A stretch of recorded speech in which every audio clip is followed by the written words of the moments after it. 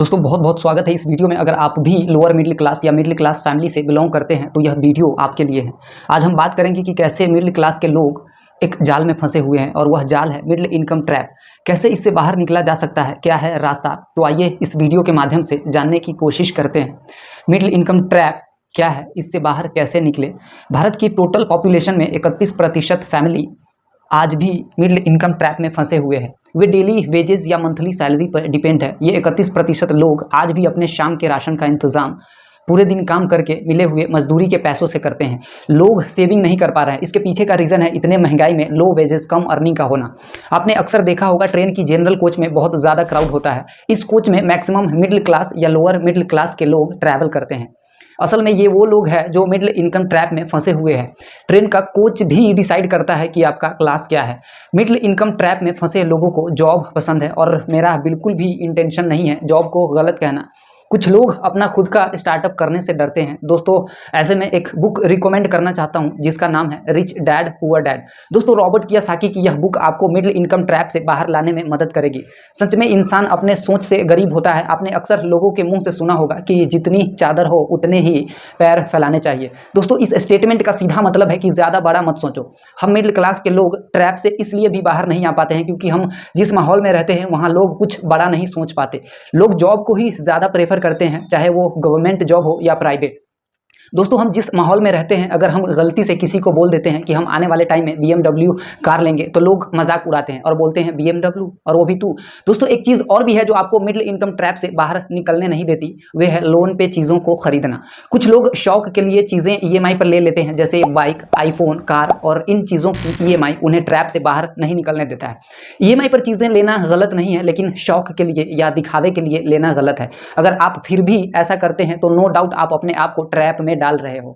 अगर आप अपने आप को इस ट्रैप से बाहर निकालना चाहते हो तो आपको अपने अंदर जो स्किल है उस पर काम करना होगा। यह स्किल कुछ भी हो सकता है। किसी को डांस करना अच्छा लगता है, किसी को सिंगिंग करना, किसी को फुटबॉल खेलना, तो किसी को कंटेंट लिखना पसंद है, तो किसी को घूमना और चीज़ों को एक्सप्लोर करना। आप कहेंगे भला घूमना भी कोई काम है, तो शायद आपको नहीं पता दुनिया में ऐसे भी लोग हैं जिन्होंने दुनिया को घूम कर पैसे कमाए हैं।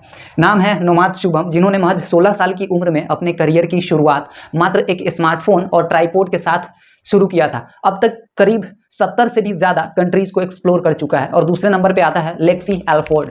यह अमेरिकन एडवेंचर ट्रैवलर है। लेक्सी महज 22 साल की ही उम्र में 170 से ज़्यादा कंट्रीज़ को एक्सप्लोर कर चुकी है। ऐसे और भी एग्जाम्पल आपको मिल जाएंगे जिन्होंने सिर्फ घूमने और चीज़ों को एक्सप्लोर करके लोगों को इंटरटेन करने को ही अपना कैरियर माना है।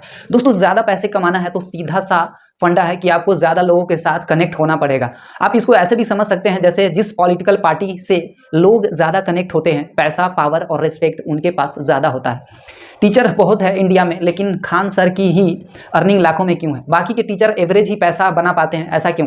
क्योंकि खान सर के साथ लोग ज़्यादा कनेक्ट है और आज की डेट में इंडिया के टॉप एजुकेटर के लिस्ट में आते हैं। दोस्तों एक और भी बड़ी वजह है जिसकी वजह से हम Indian youth middle income trap से बाहर नहीं आ पाते हैं।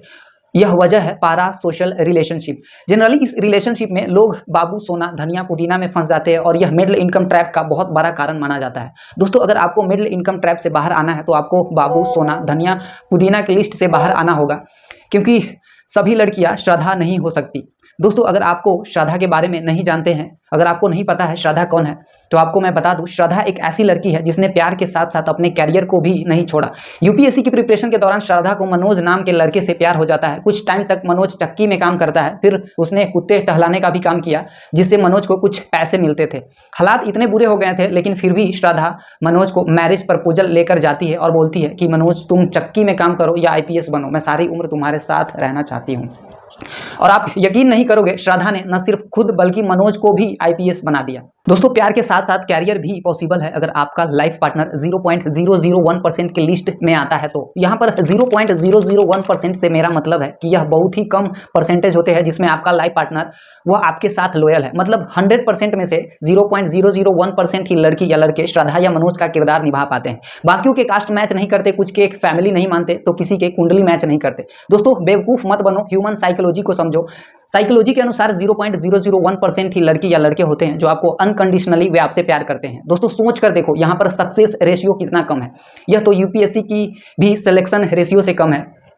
ऐसे में यह उम्मीद करना कि मेरा वाला या मेरी वाली सबसे अलग है या आपकी सबसे बड़ी भूल हो सकती है। यहाँ पर मेरा बिल्कुल भी इंटेंशन नहीं है आपके प्यार या आपको गलत बोलना, लेकिन जब आप इसके सक्सेस रेशियो को देखेंगे तब आपको मैक्सिमम ऐसे लोग मिलेंगे जिनका हाल ही में ब्रेकअप हुआ है। दोस्तों, ऐसे फेक रिलेशनशिप को साइंटिफिकली भी प्रूवन किया गया है और ऐसे फेक रिलेशनशिप को साइंटिफिक नेम भी दिया गया है जिसको पारा सोशल रिलेशनशिप कहते हैं। इसमें जनरली वन साइडेड लव को कंसीडर किया गया है, जिसमें एक पर्सन सामने वाले पर्सन से इमोशनली अटैच होता है, जबकि सामने वाले व्यक्ति का इंटेंशन बिल्कुल भी आपसे प्यार करना नहीं होता है।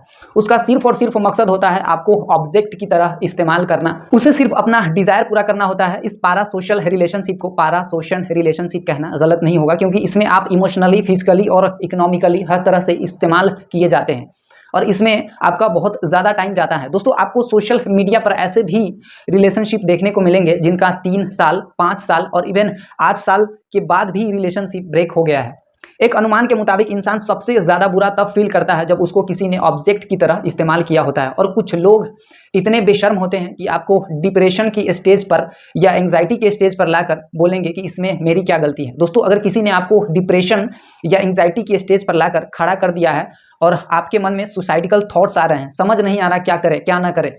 मान लो आप रास्ते से जा रहे हो और साइड में सुअर गंदे कीचड़ में लौट रहे हैं और आपने सफ़ेद कपड़ा पहना हुआ है और आपके सफ़ेद कपड़े पर छींटा पड़ जाए तो आप क्या करोगे? आपके पास भी 2 ऑप्शन है, या तो बदला ले लो या फिर आगे बढ़ो। आप कौन सा ऑप्शन चुनोगे? ऑब्वियसली आप वहाँ से आगे बढ़ने को ही ठीक समझोगे।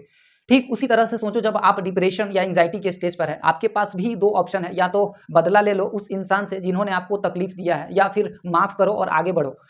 दोस्तों, अगर आप मिडिल इनकम ट्रैप से बाहर आना चाहते हैं तो आपको पारा सोशल रिलेशनशिप, जो कि मैंने वीडियोस में बताया है, उससे दूर होना पड़ेगा और आपको अपने अंदर की स्किल को ढूंढना पड़ेगा और उस स्किल पर काम करना पड़ेगा। आपके अंदर वह स्किल कुछ भी हो सकता है, जैसा कि मैंने वीडियोस में बताया। उस स्किल पर आपको प्रॉपर काम करना होगा, तभी आप अपने आप को मिडिल क्लास इनकम ट्रैप से बाहर ला पाओगे। आशा करता हूँ वीडियोस में बताई गई बात आपकी लाइफ में कुछ चेंजेस लाएंगी और आपको बेहतर बनने में मदद करेगी। चैनल को सब्सक्राइब कीजिए ऐसी और लाइफ ट्रांसफॉर्मेशन वीडियोस के लिए। Thanks for watching.